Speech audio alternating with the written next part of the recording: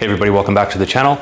If this is your first time here, I do regular live streams on the channel every Monday, Wednesday, Friday, so it'd be great to have you subscribe, but also turn on the notification bell so you get notified when I do go live. I do dinners, quick and easy, simple dinners, typically in under less than an hour, so they're easy to prepare at home, easy to follow along, and we usually have a lot of fun. So hopefully you'll join in for one of the next ones. But I do also share some kitchen tips and tricks on this channel as well, and this video is one of those. So yesterday, if you haven't seen it already, I did share a video. I found a amazing spice store locally here. I will link to it up above. It did like a huge kind of spice haul video, so you can check out the spices that I did get. A lot of them are for particular recipes, but in this video I actually had a question from a friend who messaged me after seeing the video and asked me, you know, if I'm just starting out cooking and I want to build kind of my must-have spices for recipes, what are some good spices to start off? So in this video, I'm gonna give you 5. These are kind of my must-have spices for in your cupboard. You'll find though with spices, you'll kind of have your favorites that you'll start to buy more and more. So it's a matter of, like, for me to pick my 5, I can basically go to my spice cabinet and look and see what bottles are the emptiest and ones I'm filling up the most often. Those are the ones I use the most, and those are the ones I'm going to share with you today. So first off, you will want to buy cracked peppercorn, or sorry, not cracked peppercorns. These are whole peppercorns, which you'll crack.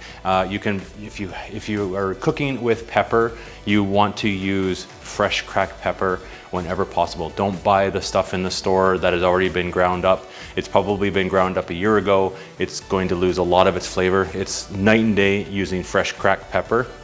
A couple ways to do it. You can have if you have a nice pepper mill, use your pepper mill to grind it as well. Sometimes you can buy the pepper mills. You even have one here from the store, and it's basically the pepper mill is built in. The only downside with this is it only kind of gives you one size of cracked pepper. So if you're a little bit more ambitious with your cracked pepper, you can also get a mortar and pestle, and you can grind it a little bit by hand of what you're going to actually use for the cooking, and that way you can decide how fine you like it and how coarse you like it. More ground black pepper is better for sauces mixed in, but I do like having kind of a larger, chunk of pepper for things like on top of pasta. If you're grilling any meats on the barbecue, it's nice to have that nice fresh cracked pepper, big chunks of pepper as well for that one. So that's my first spice of the 5 that I use quite basically for any recipe. You can put on anything, right? Potatoes, on chicken, on vegetables. Basically, pepper goes in everything. If you're watching any of the channel, I put it on basically everything. The second one that I do like to use is smoked paprika, and it varies a little bit different from regular paprika. Now, if you've had regular paprika, you know what it looks like. It's that bright red spice. It goes great on potatoes, but it's also good if you're putting it on steaks, on meats like chicken. It's also good on vegetables, and lots of roasted vegetables and potatoes. It's great for on top of that. Now, the smoked paprika is nice because it gives everything a nice light smoky taste. So if you're looking to maybe have some guests over, kind of impress your friends a little bit, a lot of times they might not have had smoked paprika. So check that out if you're looking to get another spice, smoked paprika. Don't buy the regular one, buy the smoked one, give it a try. I think you'll like it.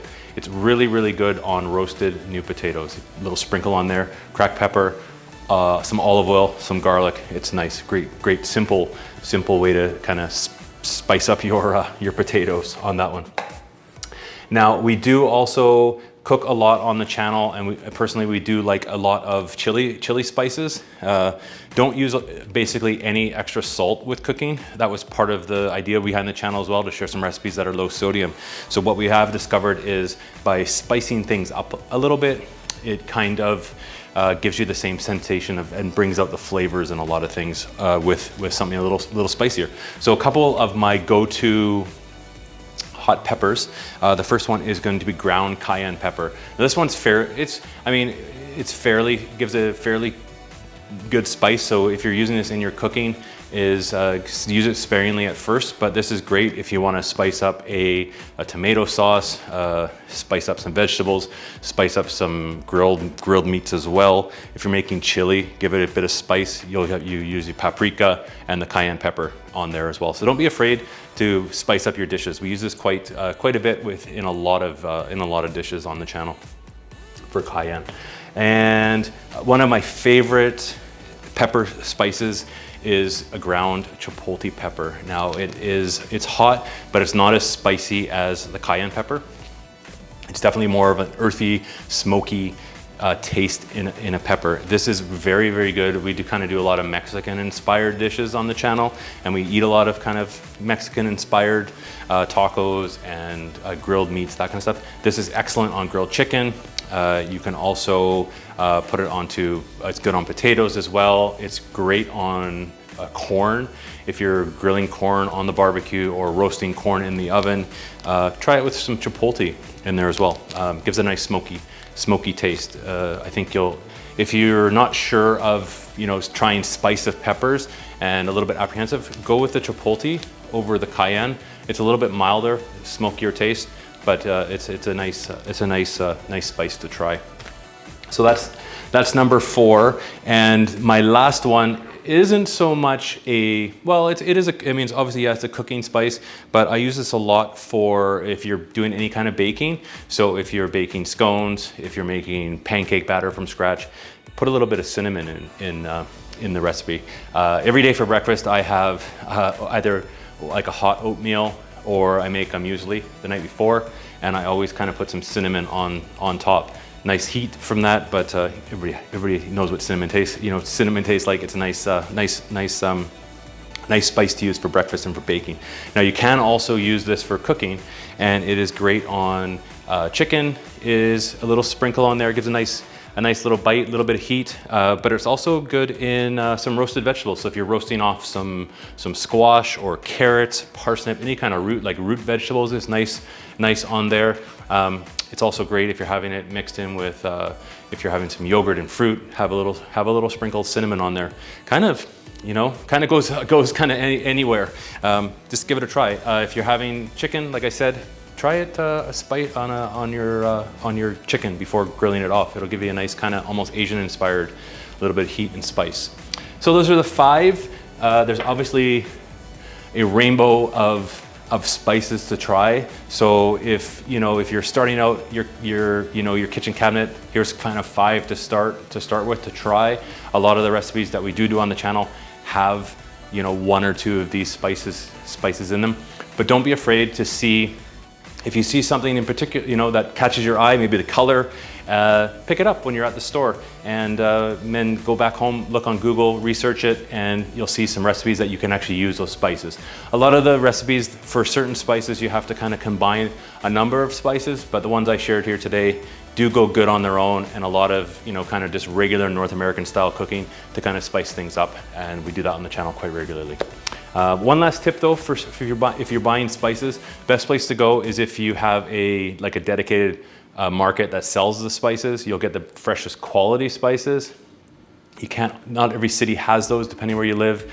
So you can search those out. If you can find them there, get them there. You'll find the best ones. You usually find the best prices. If you just have to go to a regular supermarket for your spices, the best place to look is actually in the ethnic aisle. You'll find spices, typically larger sizes, for cheaper. So if you're looking to, say, for example, buy some smoked paprika, you'll see it in the regular spice aisle with all the other spices in the mixes. Check out the ethnic aisle. You'll probably find them there as well, cheaper priced. So something to think about there.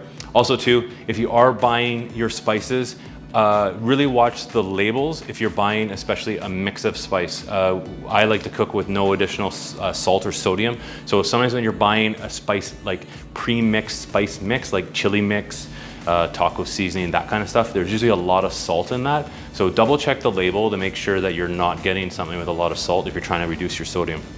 Just to be aware, you're better off looking, for example, if you see a certain steak spice seasoning that you think looks good, read the ingredients, and then you can come home, buy the individual spices, come home, mix it up yourself, and you can have your own spice that way. So hopefully you found those tips useful. My top 5 spices for your cabinet. I've got probably 40 spices in my cabinet, but these are my 5 favorites. So hopefully this video helped. And if you have any more questions, don't hesitate. Just leave me a comment down below. If you're not already, subscribe to the channel, hit the thumbs up on your way out. And until my next video, you can check out these ones.